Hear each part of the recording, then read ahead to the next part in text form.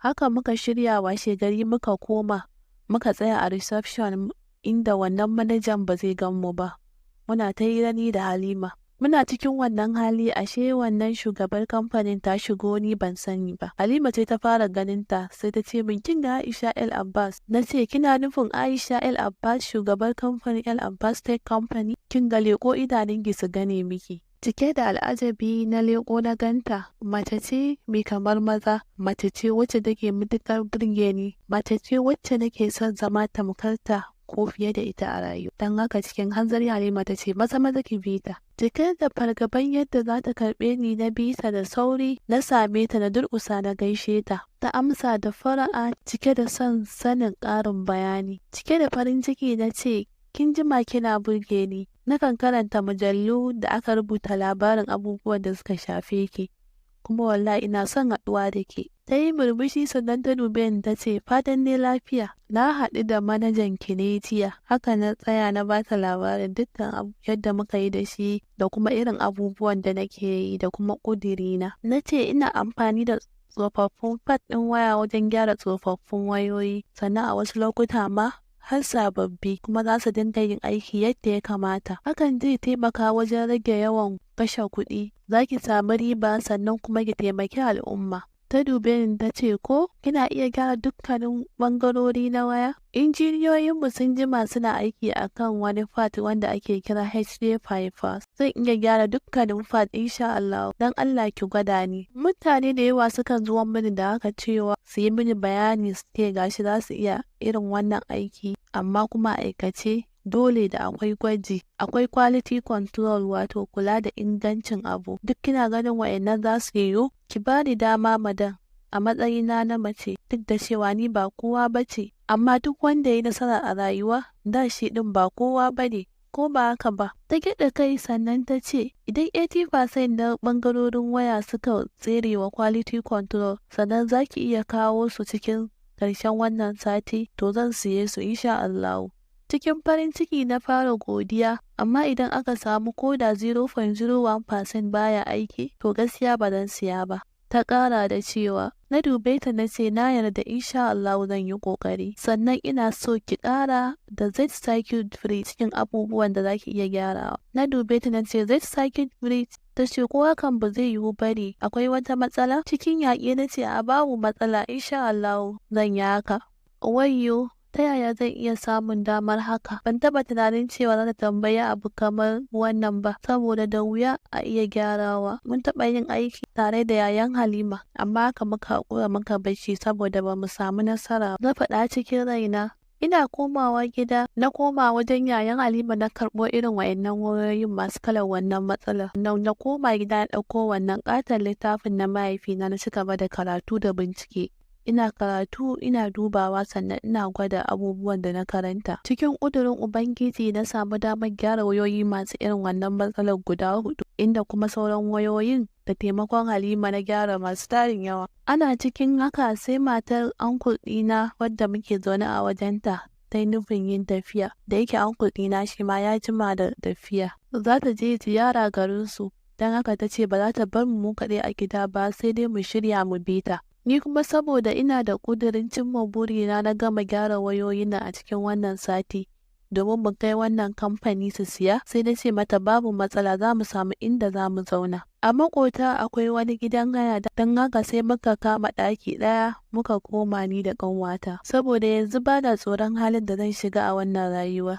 Tun bayan rasuwar mahaifana na saba da shiga matsaloli da kuma gwagwarmaya. Babban tashin hankali na shine idan na tuna ƙanwata ba ta da lafiya. Burina a halin yanzu shine na samu kuɗin da zan ceci rayuwarta, saboda ita kaɗai ta rage mini. Da daddare na zauna ina tunanin rayuwa da kuma yadda ta kasance mana.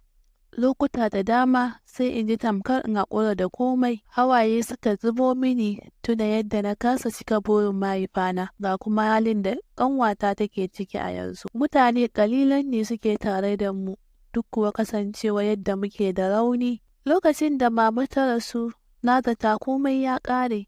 Na san kina cikin tsoro da damuwa kamar ni, kin kasa karaya a lokuta da dama, amma a duk lokacin da muka kasance cikin matsala, a koda yaushe kina nemo hanyar da za mu samu sauki. A yanzu haka Mun kai wani mataki na cimma nasara, mun yi nisa, don Allah kar mu karaya a wannan lokaci. Ƙanwata da ke gefe na ta faɗa cike da lallashi na, cike da tausayin rayuwarmu da halin da muke ciki na hannunta na ce, kin faɗi gaskiya 'yar uwata, Allah yana tare da mu. Bayan sati ɗaya ya cika aka tattara wayoyi guda 25 da na gyara, muka nufi kamfani. Bayan dogon gwaje-gwaje da injiniyoyin Miss A'isha El Abbas suka yi, wayoyi 24 suka wuce wa gwaji, sai guda ɗaya kacal. Miss A'isha El Abbas ta dube ni ta ce, ki yi haƙuri, kamar yadda muka yi yarjejeniya, idan har aka samu matsala ko da 0.01 to gaskiya ba zan siya ba. Cikin rashin jin daɗi na dube ta na ce, na sani, amma da Allah ko za a iya kuma dubawa? Injiniyan ya kalli madan ita kuma sai ta kaɗa kai, don haka sai ya kuma dubawa, sai gashi wannan waya ita ma ta wuce wa gwaji. Cike da murna na dube ta, ita kuma ta yi murmushi ta ce, gaskiya kin burge ni sosai, yanzu nawa ne farashin? Kamar yadda muka yi da manajan ki duk ɗaya za ta iya kaiwa. Saboda jajircewa da ƙoƙari da kuma kaifin basira, sannan kuma da son taimakawa al'umma, farashin waya duk guda ɗaya zai kama 80,000. Halima ta katse ni tana murmushi. Miss A'isha ta dube ni ta ce 70,000. Halima ta ce 75,000. Miss A'isha ta kuma cewa 70,000. Halima ta kuma dubanta tana murmushi ta ce 75,000. Miss A'isha ta dube mu ta ce to shikenan 75,000. Cike da farin ciki da murna ta miƙo min hannu muka gaisa ta ce, ƙawarki ta iya ciniki sosai. Hakan ya tuna min lokacin ina ƙarama. Don haka yanzu zan je na haɗo muku miliyan 2, ko yaya kuka gani? Cike da matuƙar mamaki mai cike da farin ciki na dube ta na ce, yayi sosai. Mun gode sosai, Allah ya saka da alkhairi Miss A'isha. Cikin matsanancin farin ciki muka runguma juna ni da Halimatu. Bayan mun karɓi kuɗi ban tsaya ko ina ba sai asibiti na je na biya kuɗin operation ɗin ƙanwata. Kuma alhamdulillahi ƙanwata ta tsira. Bayan wasu watanni rayuwa ta sauya, ci gaba sai zuwa yake ta ko'ina, domin mun ci gaba da aiki tare da El Abbas Tech Company, inda ta ɗauke ni aiki na shiga sauran engineers ɗinta. Hakan ya taimaka mani matuƙa wajen ƙara samun ƙwarewa, ilimi da kuma dagewa. Kuma su ma sun ƙwaru da ni sosai saboda wasu abubuwa da nake da ƙwarewa da kuma basira a kai. A cikin shekara ɗaya da fara aiki da wannan kamfanin ya kuma samun shahara sosai, ci gaba da kuma ciniki saboda wannan method da na kai musu na gyara wayoyi cikin sauƙi. Ganin haka sai na ɗauki aniyar ci gaba da karatu domin cikar burin mahaifina da kuma gina kamfani mai zaman kansa. Don haka da shawara daga wajen Miss A'isha wacce ta zama tamkar mahaifiyata, da kawuna da kuma babbar ƙawata wacce ta yarda da ni kuma take ƙarfafa min gwiwa a koda yaushe ita da yayanta, na yin batu domin barin ƙasarmu zuwa ƙasar China domin ƙaro karatu. Haka muka dunguma ni da ƙawata Halima da kuma ƙanwata muka bar ƙasarmu domin fara karatu a ɓangaren da kowa yake da buri a kai, inda ni na zaɓi fannin da nake matuƙar so, wato na kere-kere na fasahar zamani. Halima ta zaɓi fannin tsara gidaje, decoration da sauransu, da kuma ƙanwata ta zaɓi fannin ɗinke-ɗinke, saƙa da sarrafa yadik, tun da dama shi ne burinta. A China ban yi ƙasa a gwiwa ba wajen baje fasahata da kuma ƙwarewata.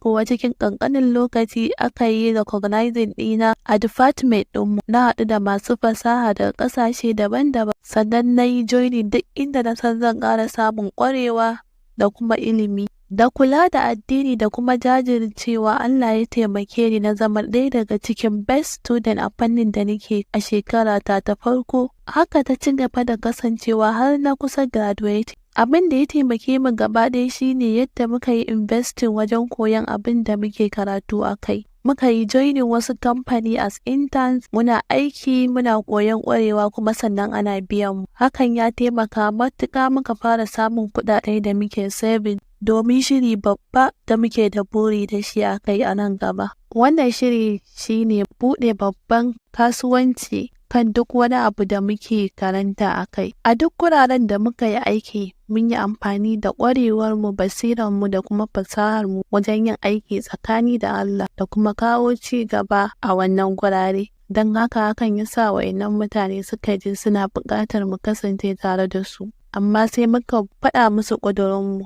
Muna so mu ma idan mun koma ƙasar mu buɗe kamfani da za mu dinga gudanar da shi. Hakan yasa suka taimaka mana da shawarwari da kuma hanyoyin da za mu bi domin ganin mun cimma nasara. Kuma tun kafin mu gama karatu muka haɗa gwiwa da wasu kamfanonuwa da za su taimaka mana da kayan aiki da injin da za mu yi amfani da su wajen buɗe kamfanin mu, tunda a yawancin su ba mu da shi a ƙasar. Mun samu ƙalubale sosai saboda kasancewar mu ba 'yan ƙasar ba daga wajen wasu daga cikin su, amma duk da haka hakan bai sa sun ce za mu ci gaba da yi musu aiki ba, ko da a ce ba ma tare da su. Bayan shekaru, kamfanina ya zama ɗaya daga cikin manyan kamfani da ke gogayya da manyan kamfanonuwa a duniya, inda muka samar da model namu, sannan muna gyara wayoyi a sauƙaƙe da kuma inganci. Na yi haɗin gwiwa da manyan kamfani, sannan na buɗe sashi na musamman da nake koya wa yara da samari kere-kere da gyara abubuwan da suka danganci electronic. Na zama ɗaya daga cikin mata da ake alfahari da su da kwatance da su a ƙasata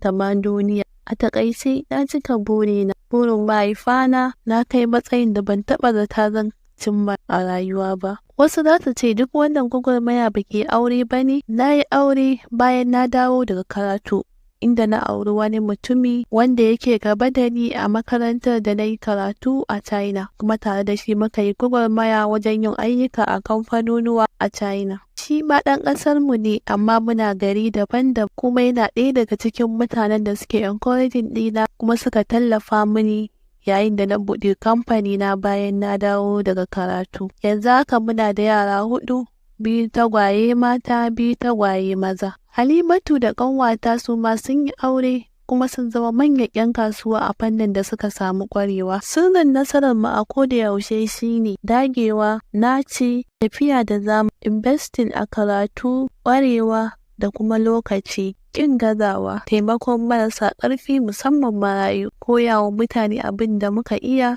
da kuma tallafawa juna a koda yaushe. Na gode da sauraron labarina. An ƙirƙiri wannan labari domin ilmantarwa, faɗakarwa, wayar da kai da kuma nishaɗantarwa. Darasi nawa ka koya daga cikinsa? Kar ka manta ka rubuta mana a comment section. Domin samun ingantattun labarai masu ilmantarwa, faɗakarwa da nishaɗantarwa, ku danna mana subscribe.